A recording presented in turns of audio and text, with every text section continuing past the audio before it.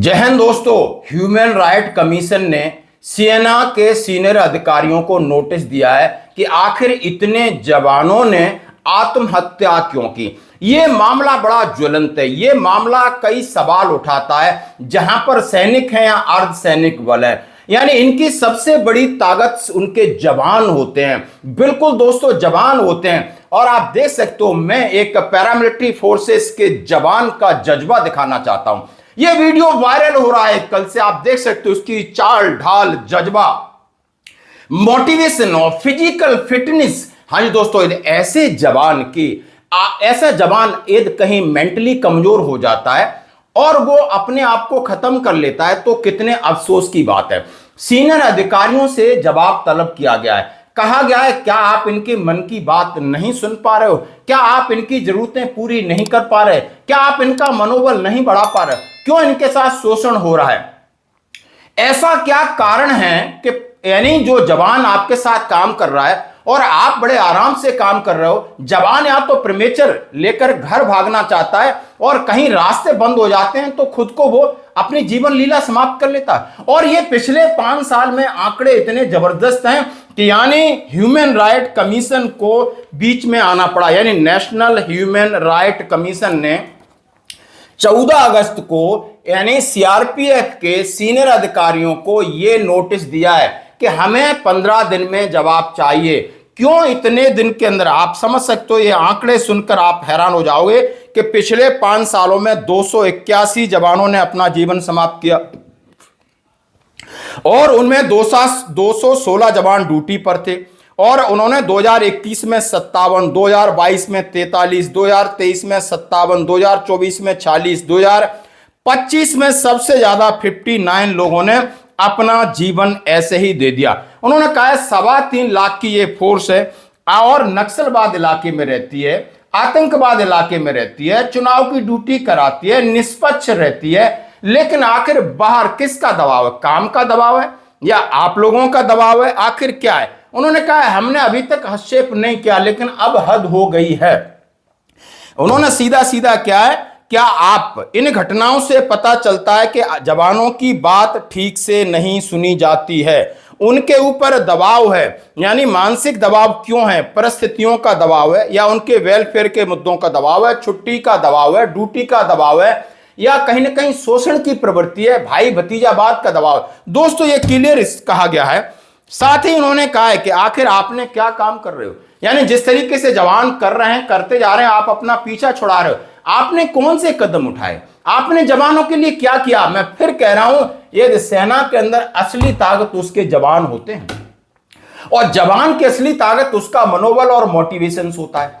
आप उसको खाना भले कुछ हल्का फुल्का हो जाएगा, कोई बात नहीं। आप उसको अच्छी वर्दी नहीं दे पा रहे, कोई बात नहीं। तनख्वाह कम मिल रही, कोई बात नहीं। वो कभी हड़ताल नहीं करता, कभी रिपोर्ट नहीं करता, बस उसका कहते हैं ना भारत माता की जय हो, तो उसके अंदर एक कहते हैं ना रोंगटे खड़े होते हैं, यानी लोग देखते हैं। और फिर भी दोस्तों, यदि एक जवान कहीं ना कहीं मानसिक रूप से टूटता है तो सिस्टम की खामी है और इस सिस्टम को स्वीकार करना पड़ेगा। सिस्टम को एहतियात कदम उठाने पड़ेंगे। यदि सिस्टम नहीं उठाएगा तो यानी दूसरों को दर्द हुआ, दूसरों के आंखों में आंसू आए, और जिसको हम जानते हैं नेशनल ह्यूमन राइट कमीशन। उन्होंने 14 अगस्त को यह चिट्ठी लिखी, जरा चिट्ठी को सुनिए। NHRC यानी national human India take suo motu cognize of report death of CRPF personnel between January to May 26 as per the official data compiled by CRPF. Reportedly, CRPF recorded the highest 59 suicide its personnel 2025. उन्होंने कहा है 19 CRPF में, उन्होंने कहा इस साल 59 मामले आखिर हो क्या रहा है। The national human right commission India has take suo motu, यानी उन्होंने मामला संज्ञान में लिया कि मीडिया की खबरों से हमें ये आंकड़े मिले।